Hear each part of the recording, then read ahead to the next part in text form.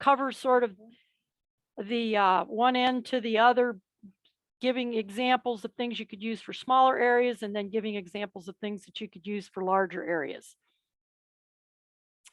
Okay, so, oops. So to integrate, the title was very apt because the idea is that you want to form, coordinate, or blend into a functioning or unified whole, which means the idea is not to go out and try to get rid of everything you have if everything you have is non-native or invasive or that, but to take it in steps and make it sort of a gradual substitution, pick out the things, because there could be things in your yard that you really like and they may not be native, but if you like them, that's what's important. And when you go to add things, consider adding the native plants. So think of terms of that gradual substitution of plants that do not provide, quality habitat for the insects and the birds and the mammals.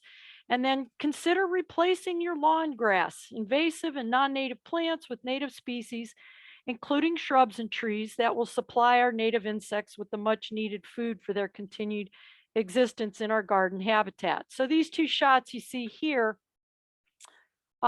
this was like a 4-year project. This is in my yard. I took a section of grass, and while I put in some of the bigger things that were going to be shrubs and things like that, then I went in and I laid newspaper down, thick sheets of newspaper, and then covered it with mulch, and then seeded things in and planted some plants in. And after the 4th year, this is what I now have, and it provides a wonderful sort of butterfly pollinating insect habitat, and it's easily managed. Plants come and go as time goes on, but it is doable. And I think that's the important thing, that everybody realizes that it is doable. So we're going to talk about the trees, shrubs, and vines for early season insects and birds. And for those of you that may have seen my program last week that was also sort of on this topic, this is only going to cover early spring and into the early part of summer. So we're going to talk about a variety of trees, a variety of shrubs, a variety of vines, and the goal in that it's going to provide food for insects that come out early when there's not a lot blooming and things like that. So our cherries, service berries, oaks. In our shrub group, we think of spice bush, blueberries, elderberries. Again, these are all things that bloom early. So this is sort of the important part that we're focusing on here. And in our vines, the same thing. Honeysuckles, grapevine, running strawberry bush, Virginia creeper. Again, flowers, then leaf color, then fruit, and all of those things come after sort of the flowers do, because it is the springtime that we're sort of focusing on. So if you take a look, for example, at the yellow oval in the middle there, that's a great horned owl that is using a grapevine tangle to hide. This is something that certainly can happen in a nearby woods or an area to your house, because this is the type of habitat that these birds need during the day so that they're not mobbed by crows and blue jays and things like that. So the criteria for selecting the plants that have been chosen were to provide food, cover, nesting materials in terms of berries, nuts, seeds, nectar, pollen, and then plant material for our larval stage of our species life cycle, meaning the caterpillars. We all know that if we don't have the caterpillars, we're not going to have a good diversity of bird species, because certainly when the birds are feeding their young, they need the protein that is found in caterpillars much more so than in seeds and things like that. So if you want to have the birds and you are interested in having more birds, then think about that transformation of your yard by providing species that will then bring in the moths and the butterflies to lay their eggs on those particular plants. For cover, we talk about dense vegetation, thorns, tree cavities, exfoliating or rough bark, and then woody plants that provide materials for nest building. That's where we come in with our grapevine, those bark strips that the birds can peel off a grapevine. It's almost, I think, up to about 90% of the forest nesting birds use grapevine to make the framework when they start their nest. So it's a very important building material. And think about a bird having to find that sort of material to build with. And if they have to fly a long way away, they're not going to drag it all the way back into your yard. The idea is they'll build their nest where they are closest to the materials. So think about that when you're planning, when you decide you want to do something different in your yard, or if you want to make some transformational changes, think about that in terms of what can you add or what can you change that might induce these birds to come in or induce the butterflies and the moths to come in so that you do get more caterpillar species. All right, starting off with our spring, this is everybody should probably recognize this nice little spice bush, but I'm going to just sort of go through this as trees, shrubs, and vines, and then I'm going to break out certain species within each group that will work well for, you know, home garden habitat. So spring trees, we've got our pawpaw, our dogwood in the lower left, redbud, tulip, American plum, and serviceberry. Now, the numbers that you see after the tree names are the numbers of lepidopteran species that can use that plant, meaning that they can lay their eggs on the leaves. Their eggs will hatch, their caterpillars can feed, and then hopefully transform into the adult butterfly or moth. So when we say Lepidoptera, that means butterflies and moths. So for example, the pawpaw tree supports 12 different species of Lepidoptera. The Cornus dogwood is in the genus Cornus, 118 different species, redbud 19, tulip tree 21, the American plum, again, that's in a group of the prunus. There's a bunch in that group. Cherries are very high up on the list, 283, and serviceberry 124. Now, part of this also means that not only can the caterpillars use the leaves because they know when they can't. Remember that butterflies and moths taste with their feet when they land on a surface, a leaf surface. They know whether or not their caterpillars can eat that leaf. So then they will go ahead and lay an egg on there. When they land on something that isn't right, they will just move on until they find what is right. So if you have certain species that you really like, say you like the swallowtails or say you like the blue butterflies, you could do research and see what they need for their food plant, and that could be a way that you could sort of gauge what you might want to plant. So our first one here is serviceberry. This is a very popular tree or shrub that is sold in a lot of nurseries because it basically has got 4 seasons worth of attractiveness, whether it's the flowers that open in the spring or the fall, reddish orange color, or the berries that are really relished by quite a few bird species, and then the gray bark that you see at the bottom that is very attractive in the winter. So there's more than 75 Lepidoptera species that use the serviceberries. Think about using this species instead, or this group instead of calorie pear or other ornamental pear species. Remember, when you bring in or you plant a non-native species, then you pretty much are taking away the ability for our native insects to use the leaves as a food plant because they did not evolve with those plants. So a lot of times their mouth parts aren't right. They can't chew through these tougher leaves that may have come from Russia or China or Japan or whatever. So a lot of times when you look at things like English ivy or vinca, you never see any holes in those leaves. And that's mainly because our insects that could feed and use those leaves can't feed and use those leaves because they're not from this area, because they didn't evolve with them. So that is why, that's another reason why we try to have this big push about planting natives, because that's going to be the food that our native insects can use. The birds love the berries, bluebirds, robins, cedar waxwings, and more. They can be used in big or small spaces. Shrubs with multiple trunks tend to be planted as a foundation plant. You can also find them as single trunk trees.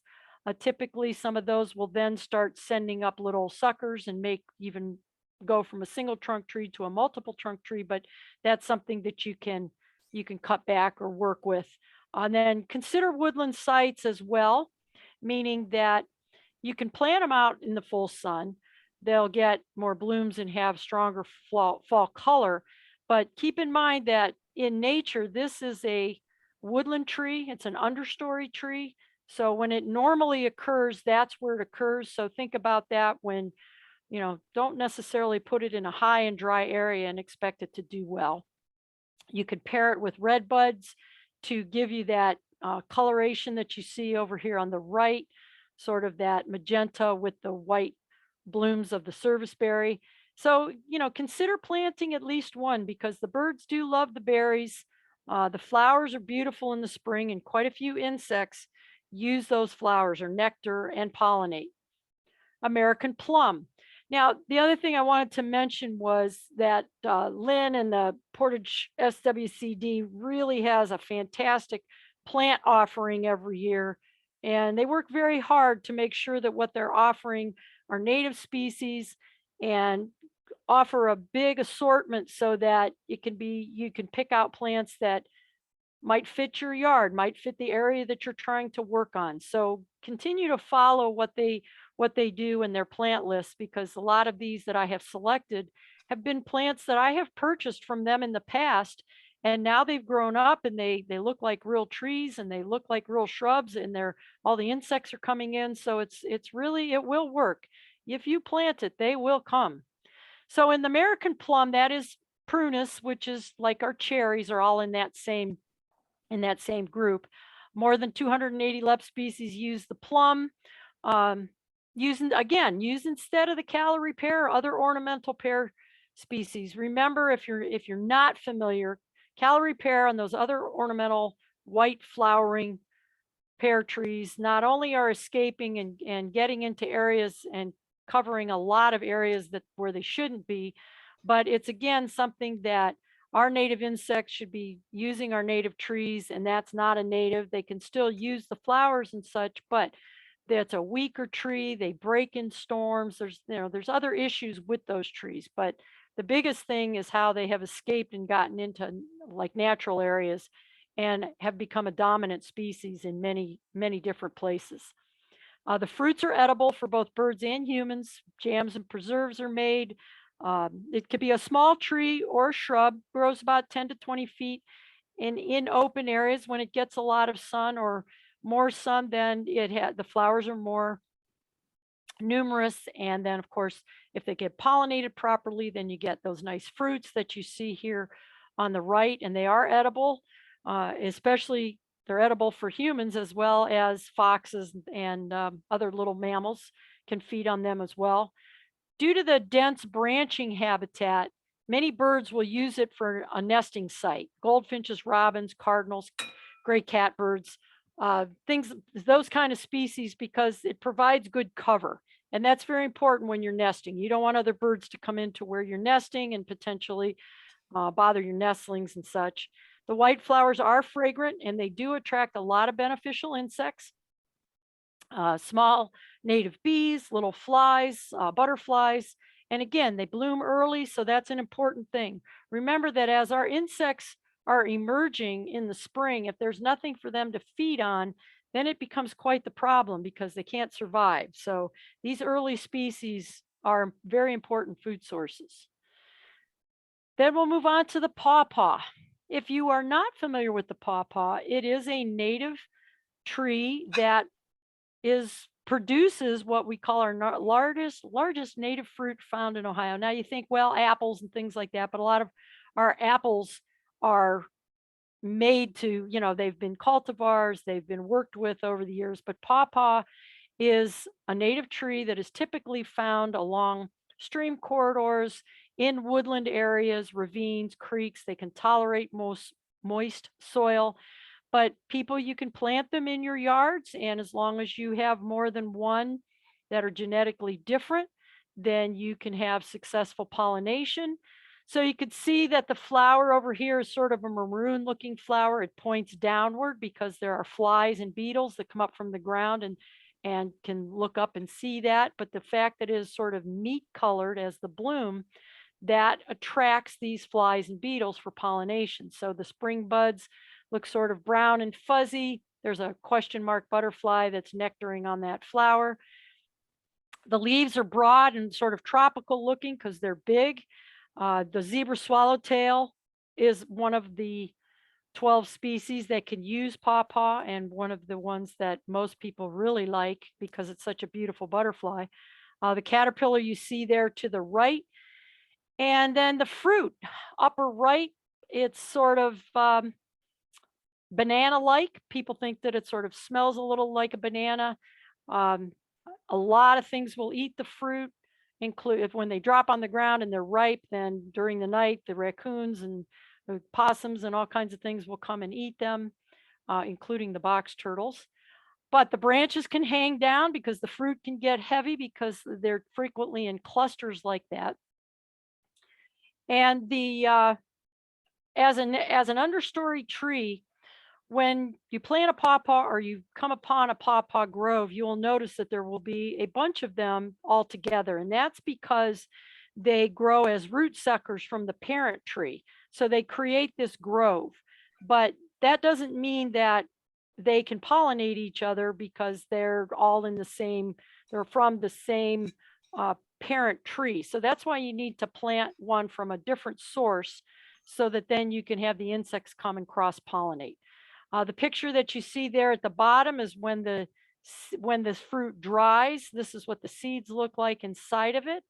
And again, box turtles are one of the things that will come to eat the fruit because when the fruit is ripe, it's very fragrant and it smells, sort of custard-like.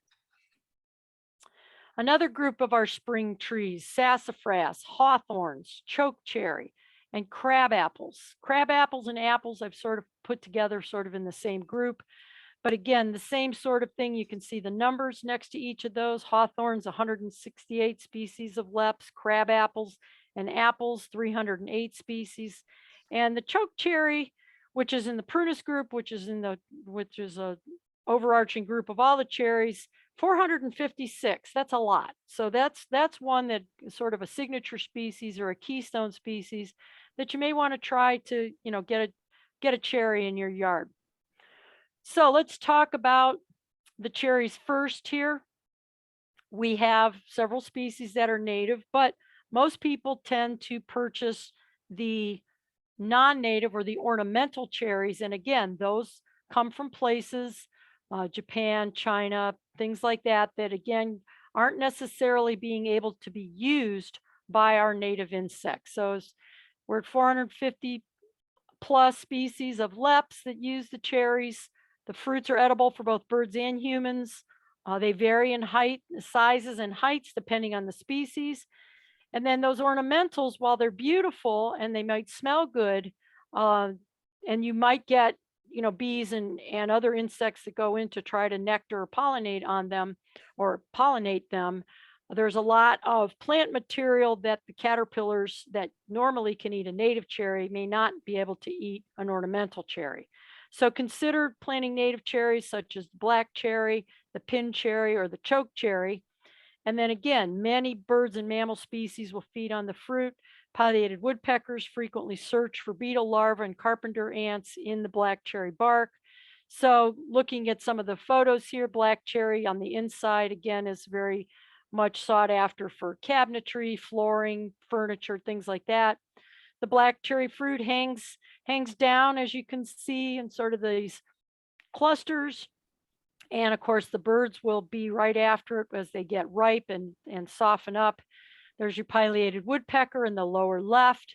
And then the pin cherry. Pin cherry has a really unusual looking bark. It's sort of shiny with these lenticels on it, which is part of the respiration process of the tree. You can see the flowers up here. The leaves are kind of shiny. Here's one of the many moth species. As a caterpillar form, this is the cherry dagger moth that can feed on cherry leaves. And then moving on to the apples and the crab apples. So you'll notice that I'm putting a lot of photos in here of all the other things that can use these species. And that's really sort of the name of the game, because by having a diversity in your trees and shrubs, you will then invite diversity in your insects and birds that can use what you're planting. So think of it in that regard. So we're up to 308 species using apples and crabs.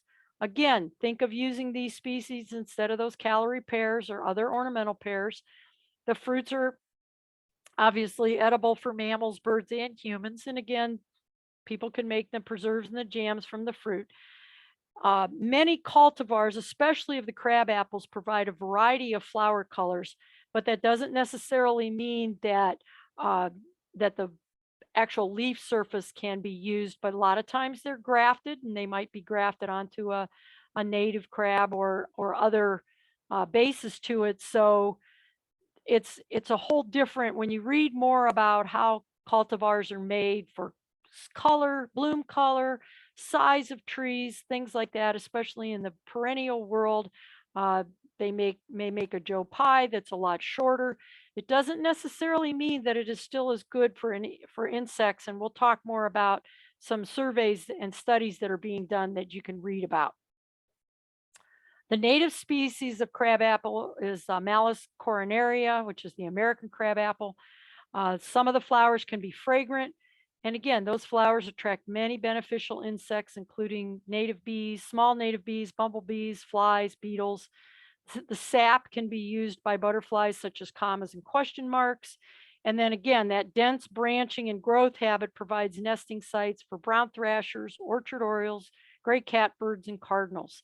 So here's our apple blossom here on the left. Here's our brown thrasher. Here's one of our question marks that can nectar on the flowers, as well as if there's sap that's coming off the tree, they can sort of slurp up that sap. This is what the buds look like on a native crab. There's our yellow-necked Datana moth that can use crab apples or apple leaves as a food plant. And then here's our orchard oriole, which is a pretty good nester in apple orchards or in crab apple groves. So something to keep an eye out if you have those. Let's move on to the hawthorns. So we're at 168 Lepidoptera species that can use hawthorns. Again, another group that you can use instead of the calorie pears. The fruits, which are called palms, look like mini apples. You can see them here in the lower left picture. And they're favored by robins, mockingbirds, chickadees, finches, waxwings, turkey. And then when ripening, they will turn red. So these are sort of green. They're not quite ripe yet. And then when you see them, they will be clusters of berries. So in the winter time, and if you are a birder and you have hawthorn trees that still have their fruit on them, make sure you look for those, because you can find mockingbirds and you can find robins and other species that are feeding on these hawthorn berries at a time when there's not a lot of fruit that's available.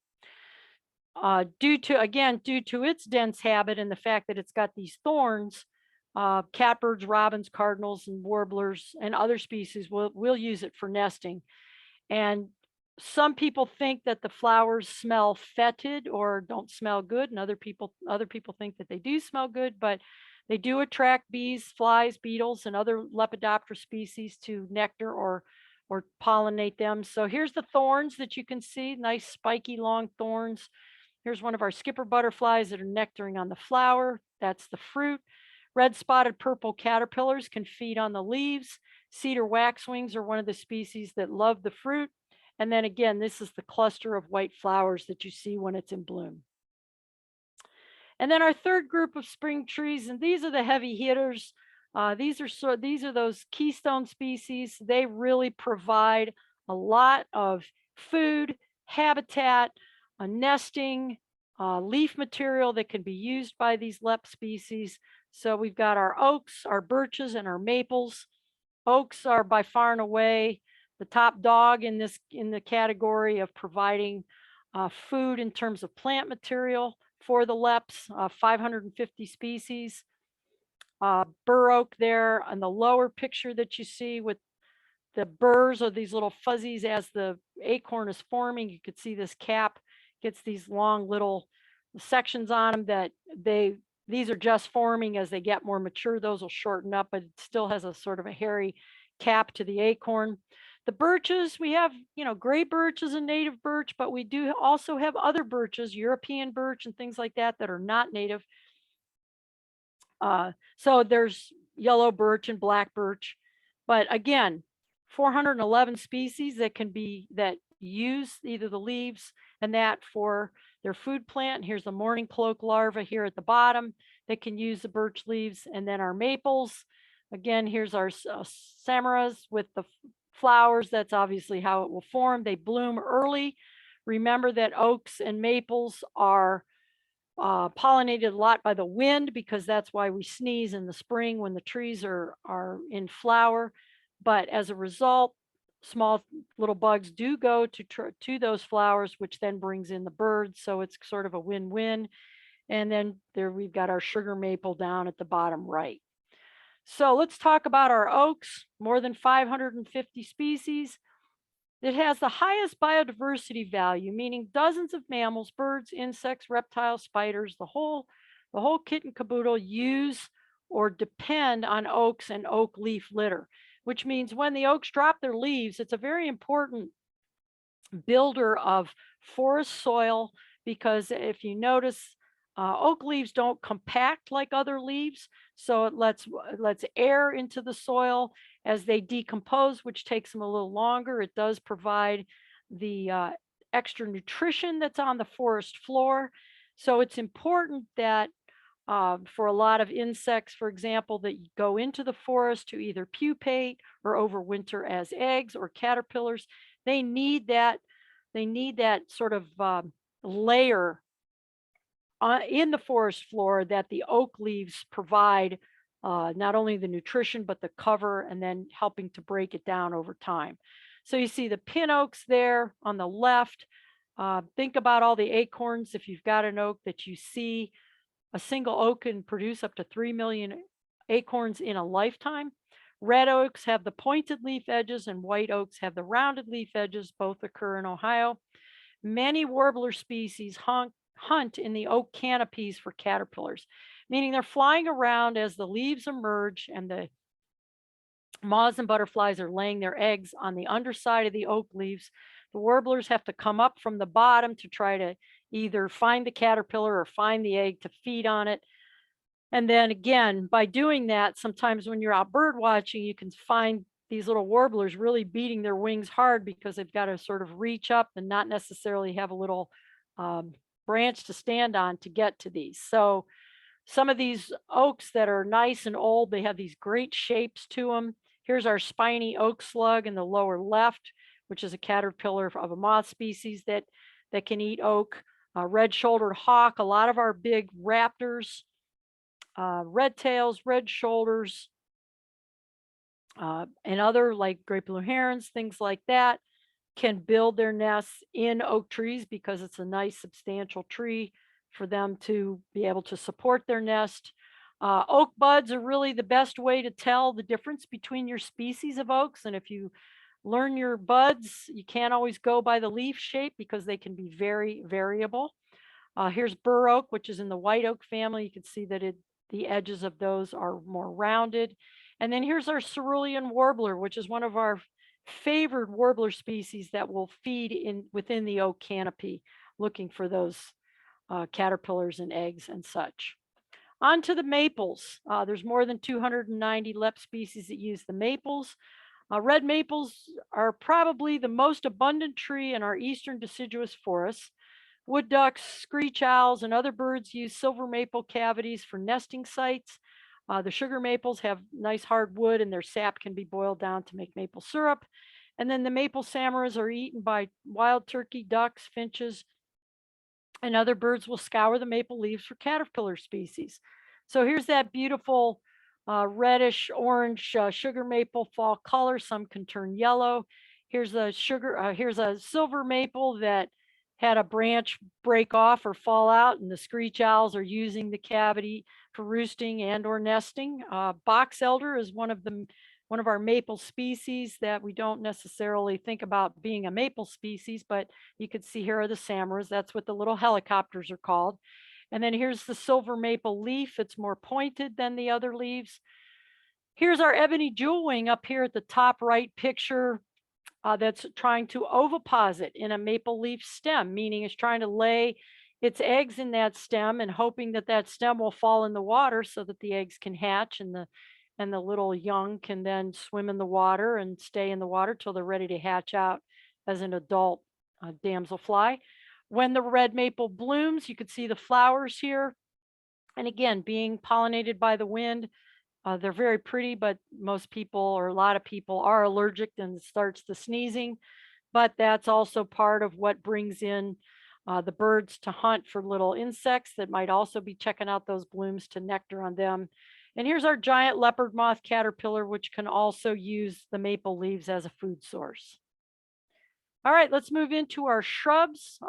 Some of our spring shrubs: chokeberries, wafer ash or hop tree, the willows. Morning cloak loves to come out early in the season, so one of their very important food sources are going to be the willow buds and willow flowers, elderberries, and blueberries.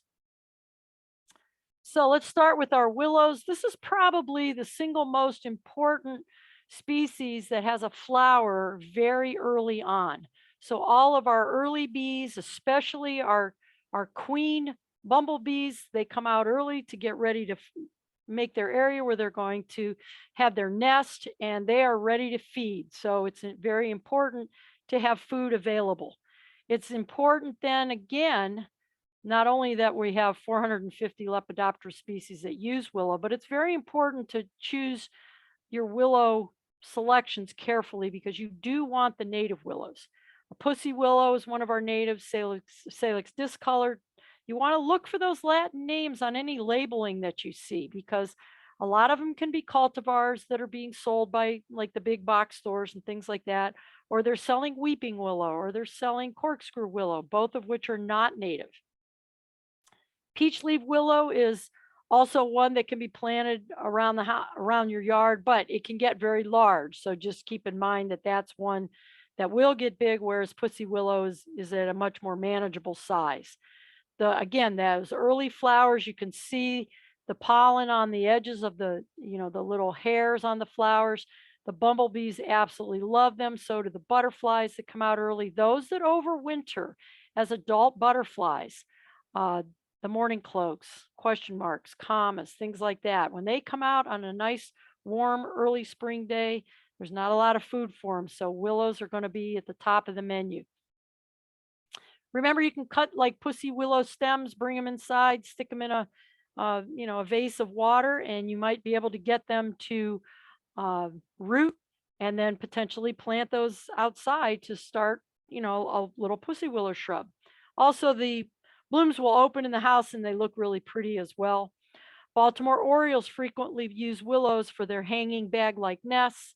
Not that this one's in a willow, but that's what a Baltimore Oriole nest looks like. And again, the flowers on these willows can be very pretty.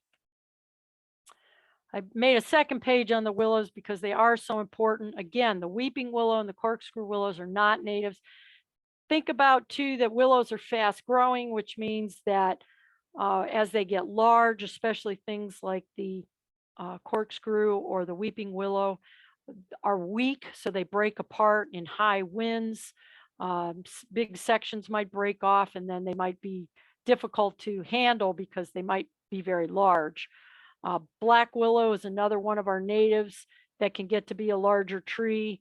Silky willow, these are all natives that I have here on this page here. The bog willow is one of our endangered species in Ohio because it grows in the habitat, as its name tells you, bog and fen type habitats. The diamond willow down in the middle right, Salix areocephala is another one. These are all natives. These are all, well, some can do better in a yard or a garden habitat than others. Again, but they are favored for food plants, not only for the flowers, but for food plants. The viceroys and the red spotted purples will lay their eggs on it. Here you see the caterpillar of the viceroy here. And down here you see our red spotted purple. They do a really cool thing where the red spotted purple will lay the egg on a willow leaf. And then this is as it hatches and it starts to feed on the leaf, It's only in its like first or second instar when it takes silk from its that it produces, and it ties this leaf to the stem so that when winter comes, it stays in this little enclosure. So it makes itself a shelter, and it stitches. You can see how it has chewed this pattern on this leaf, and it will take the pattern and it will stitch it together and make this little pattern. So if you're out and about in areas where you might have willows, look for something that looks like a skinny dead leaf that might be attached to the stem with this silk. And if you find one, then you likely have found the winter shelter of the red spotted purple. Now, the advantage to doing that is when the willow starts to uh, set out its new leaves in the spring, then the red spotted purple is already in caterpillar form and it can feed on those new leaves, which are the best leaves, the most delectable and the softest. So it does serve a purpose by going through this way of going through its heritage, so to speak, by being able to take advantage of those new spring leaves. Elderberries. Elderberries are really noted in a number of ways. Probably most people know them for their berries, but again, we have 40 species of leps that can use it.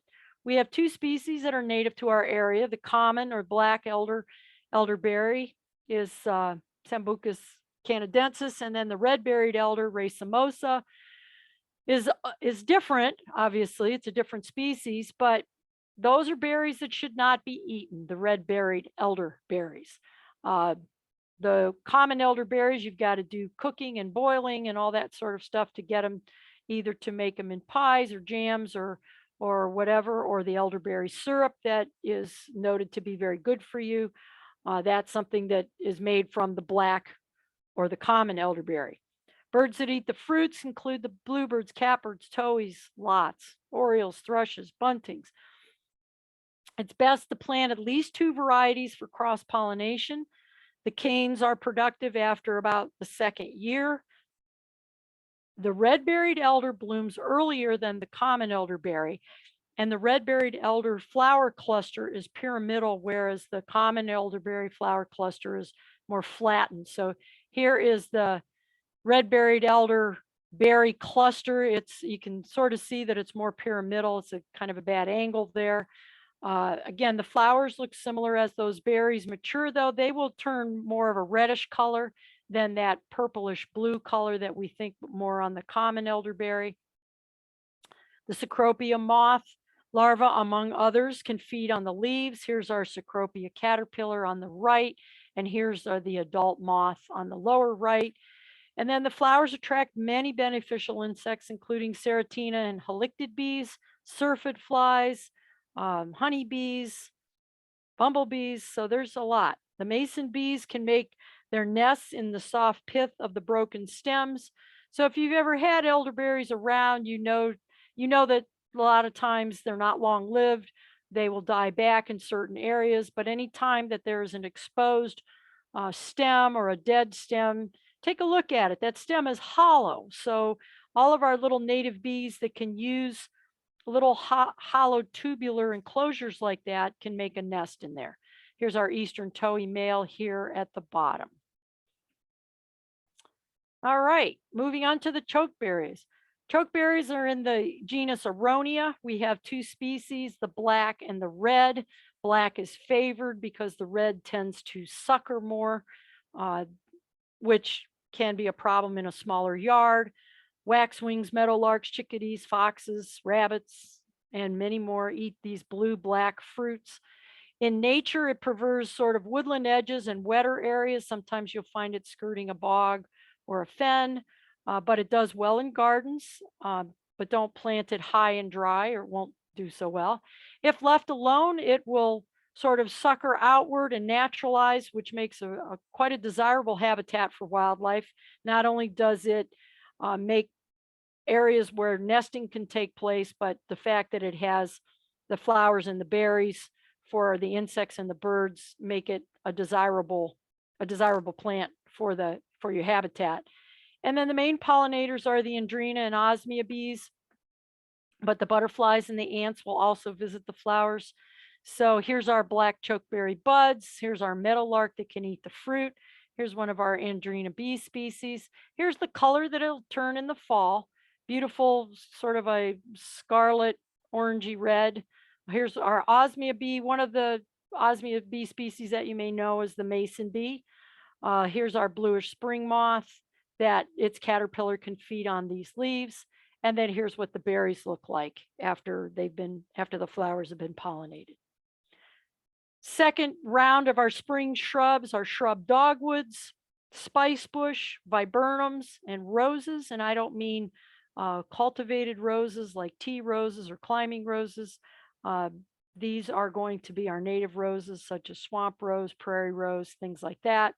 Our shrub dogwoods provide good food, both in the leaf for the leps, 118 species, but also in the berries, also in the flowers. Here's our white berries. We'll talk more. I've got a page on the shrub dogwoods, but here's our viceroy that's nectaring on one of our shrub dogwood flowers. Here's our flowers that come out early in the spring on the spice bush. Here's our spice bush swallowtail caterpillar that can feed on the leaves. Viburnums, there's a whole group of viburnums. I'm not going to focus on them at this point because a lot of them were in trouble with the viburnum leaf beetle that's gotten better, but I'm not going to do a separate page on them. And then the roses, keep in mind that our multiflora rose is a white flowering rose, but our other native roses have pink or this darker pink flower color. So talking about our shrub dogwood, so this is different than what we think of as our flowering dogwood or the Cornus florida that might have a pink bloom or a white bloom. But these are silky dogwood, gray dogwood, the red osier dogwood. There's a whole group in that, within that genus. But here's our blueberries on the silky dogwood. Here's our American tree sparrows that are feeding on gray dogwood berries. Mockingbird likes those berries as well. Here's our polyphemus moth that can feed on the leaves. There's a great sort of symbiotic relationship that goes on with the azure butterflies and the dogwoods and the ants. So the female azure, spring or summer azure, will come in. You could see she's curling her abdomen in to lay her egg within the buds of the flower. When those eggs hatch and the caterpillars start to eat the plant material, they will end up looking like this, that you can see in this middle picture on the right. And it blends in well with the rest of the stems of what those dogwoods look like once the flowers are done. But as you can see, there's an ant there, and the ant is harvesting the honeydew that is being secreted by the azure butterfly caterpillar. Now, the symbiotic relationship comes into the fact where, say, a bird lands on that edge of that shrub and it's trying to eat that caterpillar, the ant will raise up and it'll become sort of a protector of that caterpillar because it doesn't want to lose its meal ticket from drinking the honeydew that is being secreted by the larva or the caterpillar. So if you have shrub dogwoods around, get your nose in there, take a look inside of the flower cluster or along the stems of the flower cluster and see if you can't find one of these little azure butterfly caterpillars. They're small, so you're going to have to look hard, but you can see what the arrangement of the patterning looks like. And then down here is our polyphemus moth eggs. So when the moth comes and lays its eggs, it can use these shrub dogwoods as a food source. Once the eggs hatch and the caterpillars start to feed, they can use in that group or in that Cornus group. So we're at 118 species that can use these dogwoods. The berries from the shrub dogwoods are used by many birds, mockingbirds, robins, bluebirds, cardinals, flickers, and a lot of the other woodpecker species as well. And then we talked about our little azure butterfly. And then many insect species can obtain nectar or pollinate the flowers, bees, butterflies, and beetles. And again, the polyphemus moth caterpillars can use the gray dogwood leaves in particular, but they can use some of the others as well. And then let's move on to our spice bush. So again, spice bush blooms early. It blooms before the leaves appear, and you can see in the upper left, here are the buds. Here's when the flowers open. Here's our emerging spring leaves. Here's what it looks like when it's in flower and before the actual leaves appear. So it looks like these little speckling of yellow. Something to consider. It's not as vibrant as a forsythia, but since forsythia is not native and not a lot can use that shrub, you may want to consider spice bush as an alternative. Here's what the berries look like. They're called drupes. The saddleback caterpillar, that's one of the species that can feed on spice bush, as well as the spice bush caterpillar that you see down here in the lower middle. And then the hermit thrush is one of the species that can feed on the drupes. So more than 10 species of leps can use the spice bush pretty much between the stems and the leaves. If you crush them or rub them, they're very aromatic. The flowers are sort of a yellowish green in color. They are dioecious, so you need to have a male and female, or at least a male near some of your female shrubs so that they can pollinate. The female flowers are the ones that produce the red drupes in the fall. And again, eaten by vireos, thrushes, veeries, and more. The promethea, the saddleback, and the spice bush swallowtail larvae can feed on the leaves. And it can grow in full sun to part shade, but in nature, it's an understory species that's found like woodland areas near creeks or in ravines or bottomlands, areas like that. Can be along woodland edges as well. So again, not one that you want to plant high and dry. It needs a little bit more of the shady, moister type areas. And then again, the leaves and the stems, when you crush them or rub them, they smell really great. And then the flowers turn a really pretty clear yellow in the fall. Okay, moving on to our vines. This is one, the running strawberry bush is one that isn't something that you would consider to be very aggressive or anything like that. It is a woodland vine, so it's sun to part or part sun to part shade. It gets about 12 inches tall, but then it can run across the ground and continue to cover the area. Flowers in May and June. The little pale green flowers, you can see them up here in the upper left. They don't look like much, but they're pollinated by, or they attract small bees and flies and other little small insects because the flowers aren't very big. The leaves will turn tones of purple and pink and maroon in the fall. The stems are very bright green, even later in the season. And then clustered stands of it, so a group of it growing together, can can be a nesting site for birds that like to nest a little closer to the ground. So the real attractive thing that most people consider on this plant are the seed pods. So the actual pod itself has sort of a um, spiky looking pod to it. And then within the pod, you get these berries that emerge and they're sort of an orange red in color. And again, they're eaten by wild turkey, cardinals, robins, bluebirds, and more that can feed on the fruit. And it's a host to 11 different species of leps. But again, it retains its green leaf color all the way through till fall. So it's one that you can use well as a vine or a creeper ground cover in a woodland type setting. The Virginia creeper, and I put this in here. Most people have a hard time sometimes telling the difference between a Virginia creeper and poison ivy, but remember, Virginia creeper has 5 leaves in its sort of palmate shaped grouping, and poison ivy only has 3. But again, it can be found in a variety of habitats. It's common in Ohio. It could grow from 2 feet to 150 feet, especially if it's growing up, following up a tree or using a building to cover.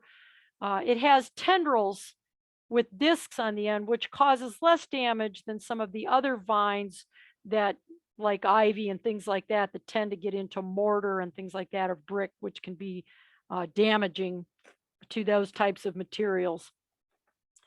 You could actually use this, say you have some dead trees in your yard or your forest and you don't want to get rid of them. They're always good to keep the dead trees because they provide, that's a whole habitat in and of itself when you have a dead tree, because so many things use it.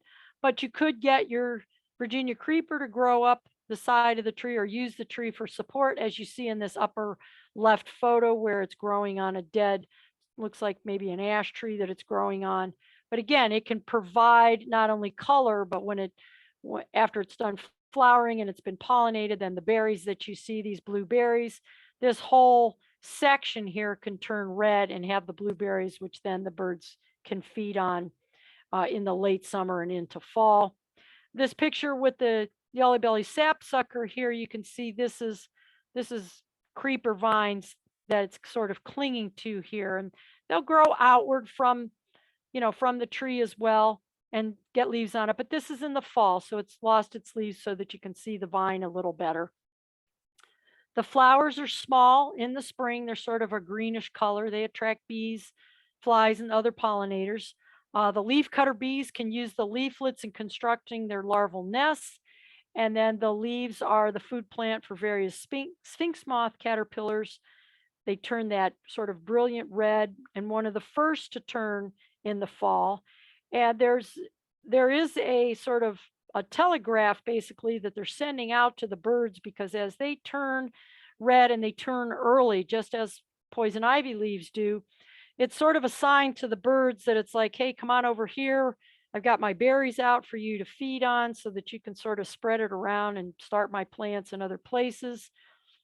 The berries can persist into winter, and they are important food source for mammals. The fruit is eaten by titmice, tanagers, woodpeckers, bluebirds, chickadees, thrushes, nuthatches. More than 35 species of birds are reported to eat the fruit. The berries are poisonous for people, so not one that I would suggest that you eat. And then again, down in this, with this one of our sphinx moths, caterpillars. So there could be some really attractive caterpillars that are using this vine. Trumpet honeysuckle is one of our native honeysuckle vines. This is Lonicera sempervirens. We also have another one that has a little cluster of berries. We saw it earlier. Lonicera dioica has sort of orange yellow type blooms. They're not quite as long. The tubular arrangement of the flower is not quite as long on dioica. Again, this particular one is typically found in garden settings where people have planted it, but in the more southern areas of its range, southern part of the United States, it can be naturalized. It can grow in a lot of places. Again, 8 to 15 feet tall. It grows well on a trellis. It does need a support to get it growing upward, flowering in May and June. And those tubular flowers are very attractive to hummingbirds, bees. I've actually seen orioles have come into mine, and they try to hang on to the actual vine part and then try to split the flower down where it meets the stem so that it can get into the nectar. The leaves are this shiny green, and they can wrap around each other. So by making this dense foliage of the vine, birds can nest in there. I've had mourning doves nest in mine. I've had cardinals nest in mine. Catbirds can use them as well. The berries are small. They're produced in late summer. They're typically red. Some of them even persist into winter and can be used by some of the thrushes, finches, bobwhite, if you're lucky enough to get those. The orioles, again, like I said, they can try to eat into the flowers to access the nectar. And again, we're at 37 species of lep. So the spring azure, the snowberry, and hummingbird clearwing moths use it. So here's our snowberry clearwing caterpillar, and here's what the moth looks like. So again, it brings in some interesting lep species as well. Grapevines, I will always put grapevines in my programs because it's a very important plant all the way around. Most foresters will tell you to, take them down. But if you have an area, even if you just can grow them on a trellis and use a small section of them, the birds will love you for it. Again, they'll come in, they'll take these peelings, these little strips that you see here on the upper left, and small birds like warblers and others can peel little sections off, use it as the framework as it's building its nest. And like I said earlier, if a bird has to go a long way for its building materials, then it's just going to build its nest where the materials are rather than flying it back into an area that doesn't have the materials. So think about that if you're interested in attracting those birds to your yard. Again, it can get tall because It mainly uses the trees to get to the sunlight. It is not a constricting vine. You won't typically see grapevines wrap around things when they're young to get started. They will climb up, they will reach and use their little tendrils to hang on and work their upward mobility.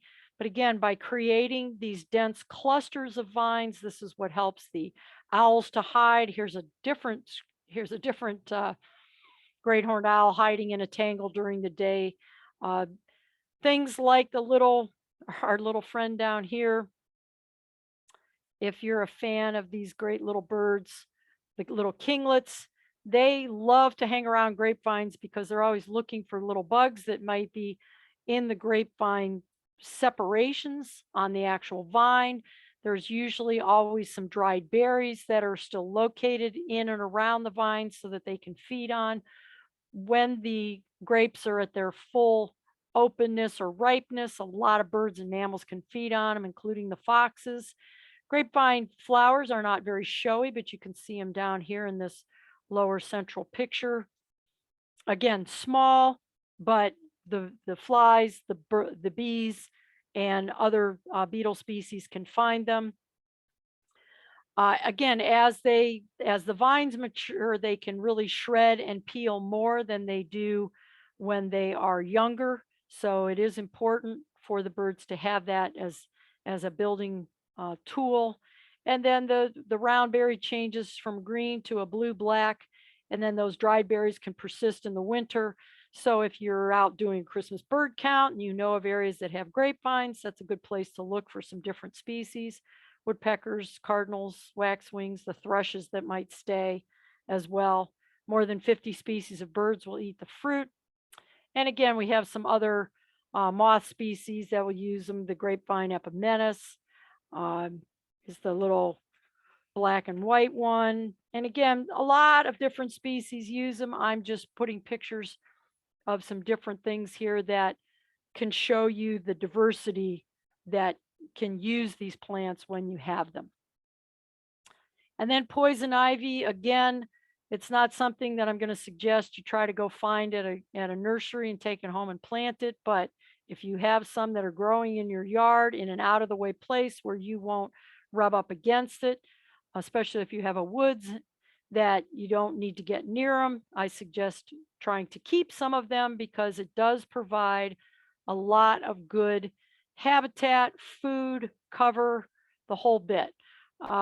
Again, it can be a ground cover also. You could lay it across the ground, and again, it'll turn that scarlet red in the fall. It flowers. Again, the flowers don't look like much. This lower right picture shows them in bud, but the flowers appear from July or April into July. They're sort of a yellowish white. The small bees, flies, and other insects will either nectar or pollinate them. The the the vine itself has the aerial roots, which help it to cling along the vertical surface, whether it's a tree or the side of a barn or whatever. And again, by the leaves turning that brilliant red in the fall, it is a guiding post for the birds to come in to sample the berries. And the berries, which are white, small, waxy, they form late in the summer, persist into the winter. Very important food source for wildlife, especially the birds. Deer and other mammals can eat the foliage as well as the berries, but woodpeckers, yellow-rumped warblers, black-capped chickadees, bluebirds, all of them can feed off the berries.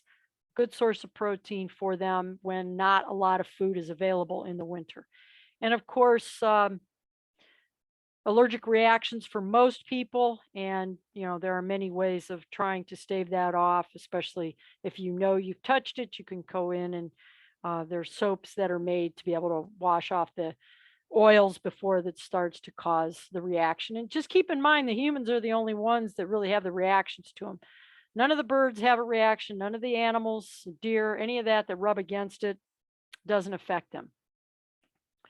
Okay, so as we saw in one of the beginning slides, where you can sort of try to convert your lawn into areas of plantings, or try for the no mow May, which is coming up, where Part of it is what you can do is don't mow as frequently, and consider again changing some of your sections of lawn into an area that has other plants within the mixture. Ohio Prairie Nursery or OPN Seeds has an alternative lawn mix that you can spread by seed, and it'll have other little plants like clovers and things like that in there that are good for the pollinators. Remember, grasses are pollinated by the wind, so there's not a lot of insects that are pollinating grass. There's really nothing that our insect species can really use in grasses, in lawn grass. I don't mean grasses in general, but lawn grass in particular. Again, it costs money on maintenance, and it's loud and time consuming, and the watering and the gas and your time. And so think about doing some alternative things to some expanses of grass, and maybe over time you will lessen the amount of grasses that you have, or lawn grass that you have. Again, if you're then applying fertilizer or herbicides to kill things like dandelions, which, believe it or not, can be a very important food source for our early emerging insects when nothing else is blooming. We need to get away from the concept that a deep green lawn with nothing on it but deep green grass is desirable. We're poisoning ourselves with the chemicals that we're using to make it that way, and we're poisoning the insects, which we need in the worst way. So think about changing your practices if that's something that you typically do or like to do. And then, use clovers and herbs and mosses and other short beneficial plants as replacements to grass. And then for those of you out there that have dogs, remember dandelions, clovers, and other naturalized plant species tolerate pet urine very well. Normally, when you see pet urine in lawn grass areas, they just look like a bunch of circles of dead grass. So something to consider. And then in the fall, you want to leave the leaves. A lot of people rake up their leaves. They put them out at the curb to get rid of them, to have the leaf sucker come and get them. But if you've got beds or you've got little woodland areas, instead of getting rid of your leaves or totally removing them, put them in areas where they can do some good. Many of our insects, butterflies and moths, will lay their eggs or hide as caterpillars or pupa in leaf litter and in bark pieces to spend the winter. So if you're cleaning all that up at the end of the season, you are removing all the stuff that you tried to attract with the plantings and the good things that you did through the rest of the year. In the spring, then they can emerge from the leaf litter and continue on with their life cycle. Again, if you are removing it, not only are you destroying these life stages, but you're also destroying the nourishment that the leaf litter provides as it decomposes and helps to add enrichment to your soils. The birds can use leaf pieces for nest building in spring and early summer. And again, in time, they will decompose. Some of them decompose better than others. Keep in mind things like Norway maple and some of our other non native trees, since they hold their leaves later into the fall and they leaf out earlier in the spring, they cause a lot of problems for our native spring ephemeral plants because they are blocking the sunlight that those early spring flowers need in order to do their early spring flower thing and invite the early spring pollinating insects. Also, when these big heavy leaves from like Norway maple and such fall, they take a really long time to decompose. So they lay on the forest floor and they don't allow a lot of the forest or the decomposition of the regular native leaves to go on, because it's like laying a big wet blanket over that area. So think about that in terms of what some of these other non-native tree species can also be doing, aside from the fact that they're not inviting our native insects to feed on their leaves and such. And then if necessary, rake them to another location, other under your shrubs or along fence edges or out of the way if they bother you, but try to keep them in your yard or habitat so that they can do what they're supposed to do. The caterpillars that overwinter The woolly bear, a lot of times you'll see on a nice day, a woolly bear, a nice day in the winter, you'll see a woolly bear come out from under leaf litter. Sometimes you'll find that our gray tree frogs will hide in a big pile of leaves because remember, leaves are very protectant like because when you get a bunch of them together, that helps as an insulation, just like the squirrels use them in their nests. So our lower picture there is our great spangled fritillary caterpillar, which overwinters as a caterpillar. So if you try to remove a bunch of leaves around your violets, you may be raking up this particular species because the violets are their food plant. Here's a grouping of literary resources that I find not only very helpful, but it's got a lot of good information in it. Xerxes Society can't be beat for some of the stuff that they print and put out. Heather Holmes, she's been doing a wonderful job in dispersing a lot of really great information. So if you, like Lynn mentioned earlier, Denise Ellsworth through the OSU Extension's got a lot of good talks coming up on the Friday series. Heather will be presenting as well as with the Northeast Ohio Native Pollinator Group and the Pollinator Symposium that's happening on Wednesdays. Last week was the first one. It'll be every 2 weeks, goes into March. I believe Heather's going to be one of the speakers on that as well. If you haven't gotten or read The Nature of Oaks by Doug Tallamy, great book with a lot of good information about why oaks are so important. Joan Maloof, if you're not familiar with Joan, she started off very much being an advocate for our very old forest growth trees. We talk about having something that is a second growth or that, but learning the lessons from the forest. Good book, a lot of interesting information about the connectivity of all these species between the trees and the insects and the birds and everything that uses them. The Bee Guide, another Heather Holm book, and then the Attracting Beneficial Bugs is now in its second edition, so it's going to be coming out at the beginning of February. This is the one that I wanted to tell you a lot about. So it's called the Mount Cubis Center. And Mount Cubis Center does a lot of really amazing research on a lot of our plants.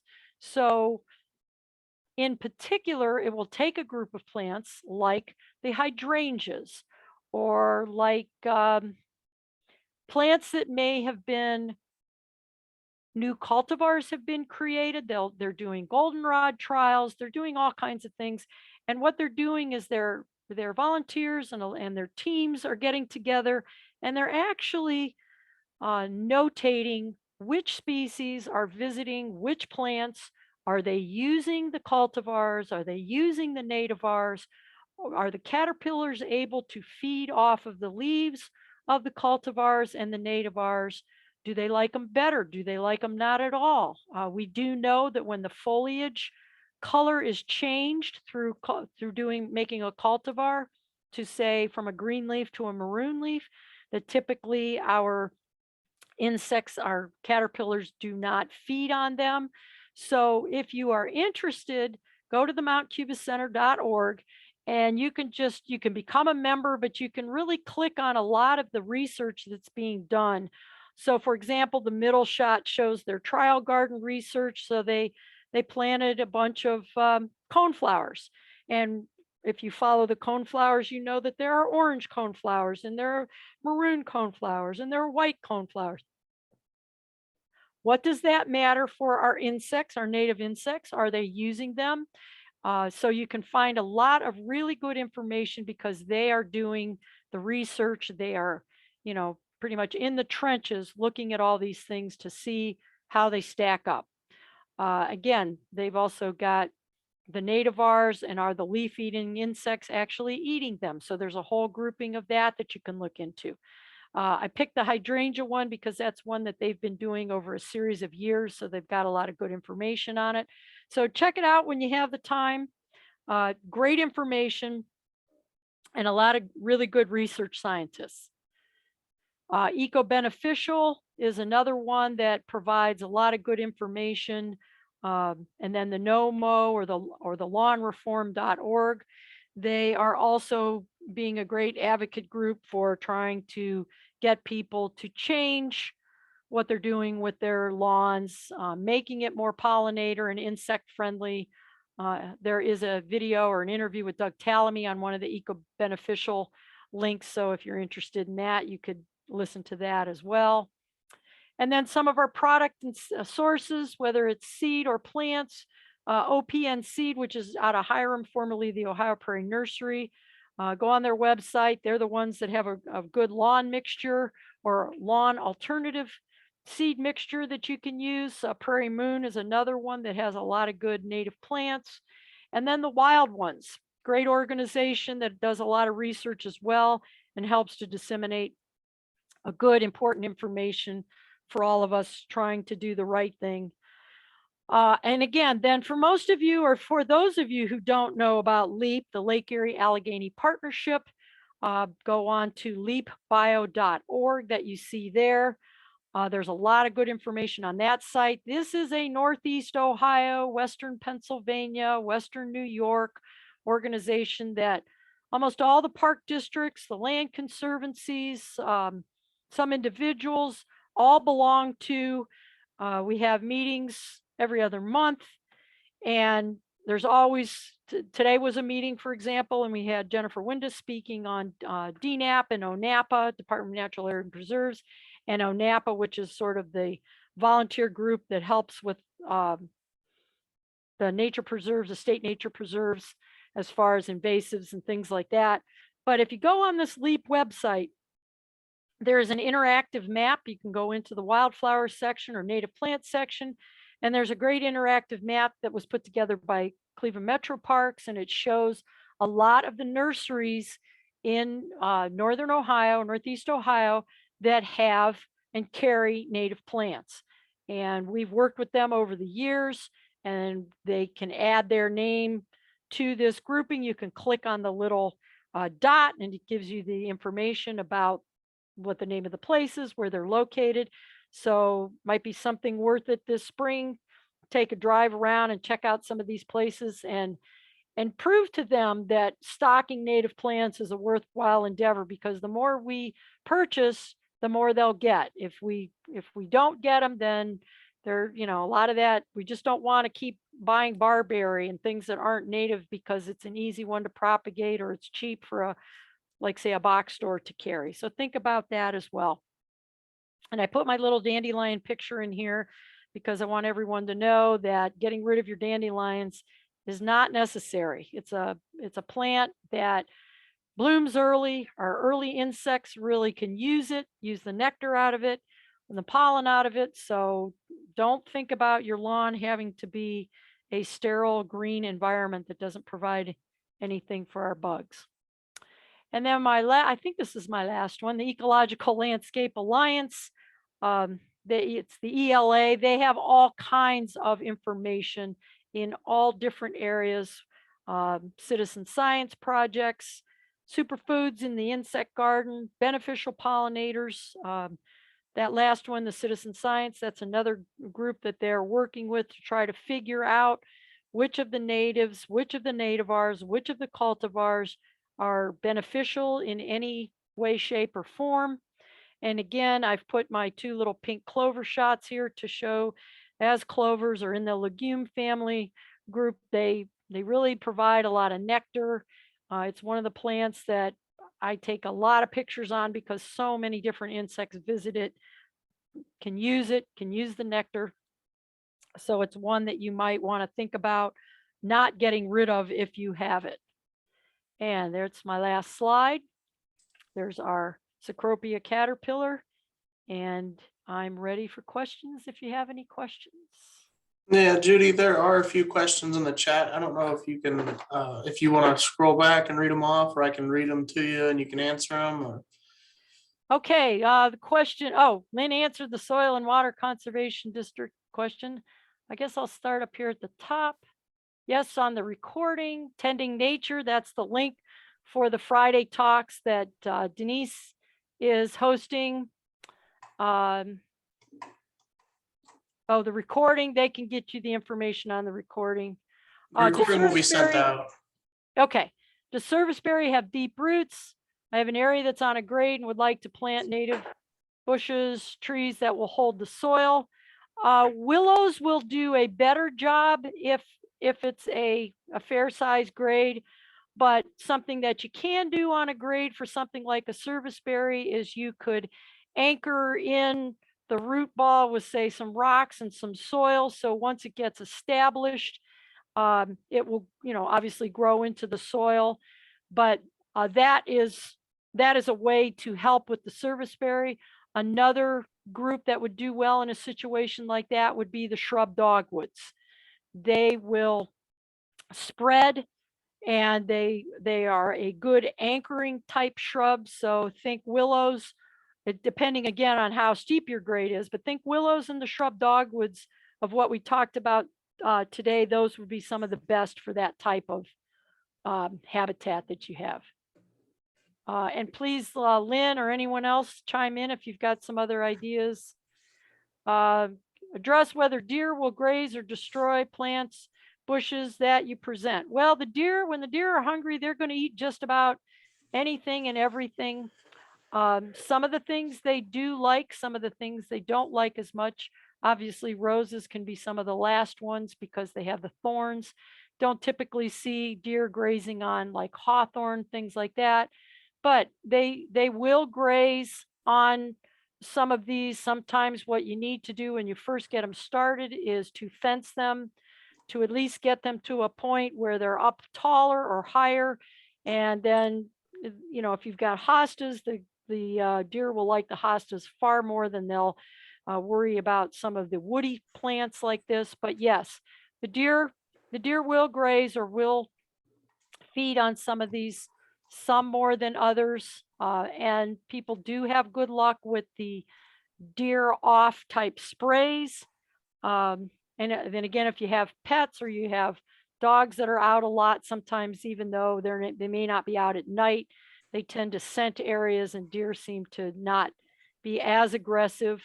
But without going through each individual ones, if you've got things like the gray dogwoods or some of those that make a big area that are in mass, then typically those, they can find other things that are easier to eat than diving into a big shrubby area to try to feed on specific plants. I don't know if that's helpful or not. Oh, she had 2 pawpaws, full sun, dry clay soil. They did great. Yep, the clay helps because the clay can retain moisture, especially when they first start off. That's awesome. And if she's getting fruit, then that tells you she has 2 from, 2 different groups. They are not from the same parent plant, so that's great. Let's see what else here. Do peach leaf willows get the same catkins? All the willows will get they'll get their little, the flower that you see that we looked at earlier.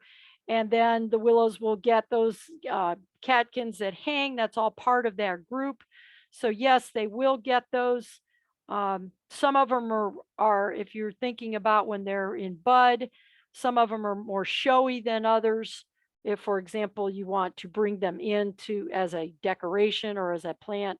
But as far as the catkins and that, yes, that's part of that group of the willow family and how they grow. That's so cool. Oh, West Coast time, is it recorded? Yes, it is recorded. Good source to buy the native shrubs and trees. So for example, I mentioned before how especially Portage Soil and Water Conservation District has an offering usually that comes out at the end of winter, and the plants are ready to go and for you to pick up like in April. But there are many of those soil and water conservation districts for each county that often provide plant sources. Now, they're not big, so you're not going to be bringing home a 3-foot tall tree, but you do get some really good natives. I have purchased from Portage for years and years and have some really great stuff as a result.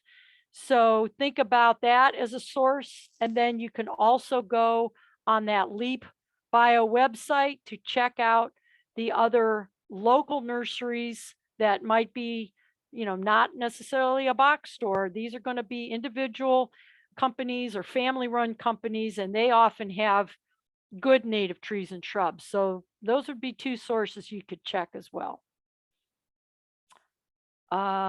Okay, good. Thank you, Amy, on the native plant nurseries at OhioNativePlantMonth.org.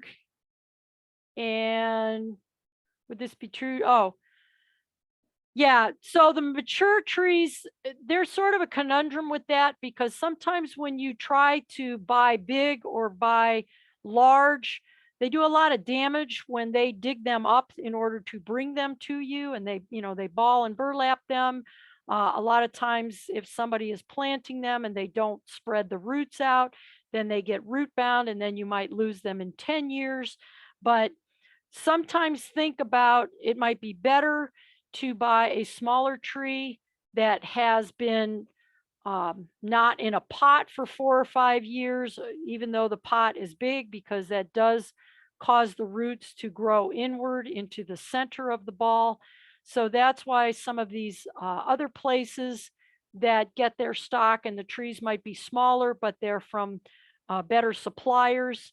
That might be the better way to go, rather than trying to get some really big trees that may not do as well over time. And then where in Northern Ohio? Okay, so we've suggested some places with that. Yes, Lake County Soil and Water also has their tree and shrub forms available. And again, reasonable prices. Typically all are bare root. The same thing with most of these. Sometimes if you get something different or unusual, they may come potted in that type of group as well. Yes, and Natalie's comment on the Virginia creeper. Some people are allergic to it, especially if they are like weed whacking it or pulling it. So it is helpful to wear gloves. So thank you, Natalie, on that comment. Thanks, Lynn. Avalon Gardens. She's really great out in Chardon. She does a really fantastic job. And if you're looking for something specific, she tries to get it for you. And then, as Lynn said, many of the district plants are bare root. They'll come in bags with moss in the bottom and that. So they are well protected and well moisturized before you end up getting them. Let's see, any other questions? All right, well, thank you to everyone. There's a couple more down there towards the bottom. Okay, I'll keep going. One of them is any other plants beside the trumpet honeysuckle to attract hummingbirds that you really like for our area?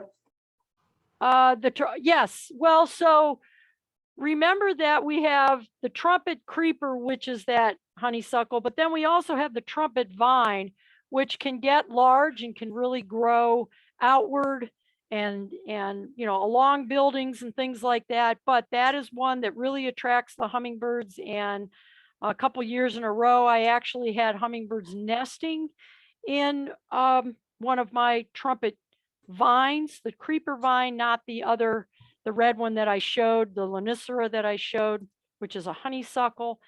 That is one. Also, the Monardas are good, because that's a perennial, not so much. But if you're looking for another tree that very much attracts the hummingbirds, is the red buckeye, which blooms early in the spring and blooms before the other buckeyes. And it's a great color. I didn't mention that one in this talk, but that is one that does not get big like other buckeye trees do. It's more of an understory tree, or it could be a specimen tree. So that has done very well and attracts a lot of hummingbirds as well. Some of the other ones, one of the other ones, the bottle brush buckeye that blooms later, that's more like a shrub. And that is another one that will attract hummingbirds because of that throat-like flower that's on it. I see another one here. How much water do willows need to thrive? Um, Not necessarily as much as you think. Most people buy a weeping willow to stick it in a wet area. Some of the other willows will do well just about anywhere. They do like it moister than not, but I've got willows growing in several places that aren't necessarily wet, and they're doing fine. So you might want to try a pussy willow in an area. Maybe you need to water it to get it established, but once you get it established, it should do well. Send you the websites. You could get that when you watch the video. You could, as you watch the video, you could probably take a screenshot of those websites to try those. Oh, and then the trumpet honeysuckle. Let's see what else. Heard of nurseries now growing trees in pots in the ground, supposedly easier to.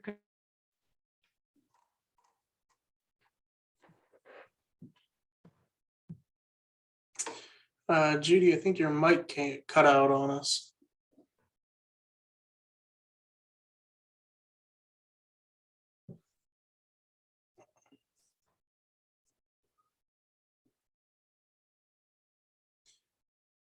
We still can't hear you.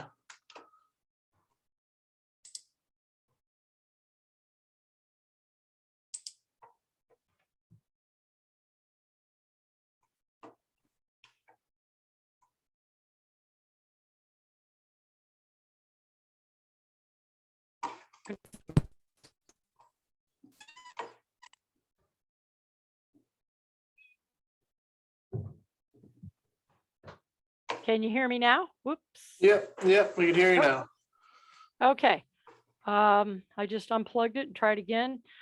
So as far as the nurseries that are putting the pots in the ground, I have heard of some of them doing that. Most of what I've seen is so that they can sort of mulch over the top, but not right up against the trunk or the stems in order to have them mold or anything, but they do it as a protective thing. But some of them are still using the plastic pots. And then some of them aren't. And I don't know enough about what benefit that might have. Maybe Lynn or if there's some master gardeners on here that know more, could chime in on that. And let's see if there's anything else. That looked like the last question there. Thanks, Amy, for putting the nursery map on. And thank you, everyone, for joining us tonight. Now that you've signed up, you'll get notices for the ones that are coming in the future. March will be our next one. And I hope that everybody's enjoying the snow, knowing that it's putting a nice protective blanket over our plants that are hanging out until spring arrives. And have a great week. Thank Thank you. you, Judy. And thank you, everybody, for coming. Everyone, we'll be in touch. We will send out the recording of the presentation either tomorrow or Friday or early next week. With any questions, Judy's email is still up there. The whole video will be set in the recording, as well as, like Judy said, the flyers for the next seminars. So that is all. Thank you again, Judy. Thank you, everyone.